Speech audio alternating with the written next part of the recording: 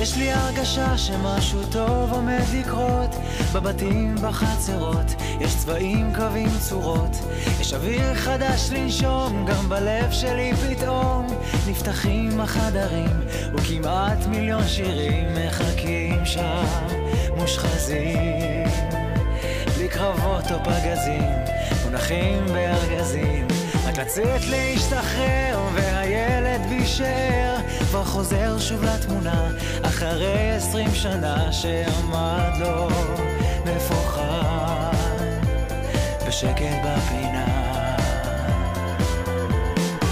יש לי הרגשה שמשהו טוב עומד לקרות, ינפץ את הקירות, שהפחד יתעלש, תותחים ודים של אש, ושמיים של צבעים יקראו את הגבהים, וכולם יוכלו לראות משהו טוב עומד לקרות.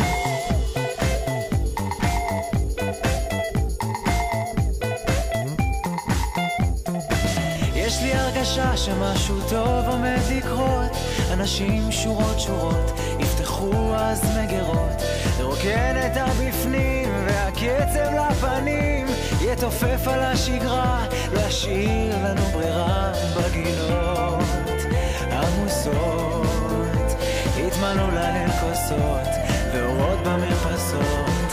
יש לי הרגשה שמשהו טוב עומד לקרות, ינפץ את הקירות, שהפחד יתעלש, תותחים ודים של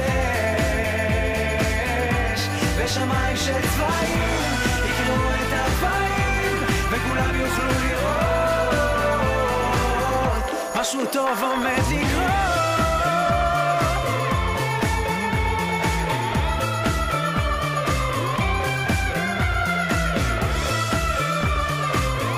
משהו טוב עומד לקרות.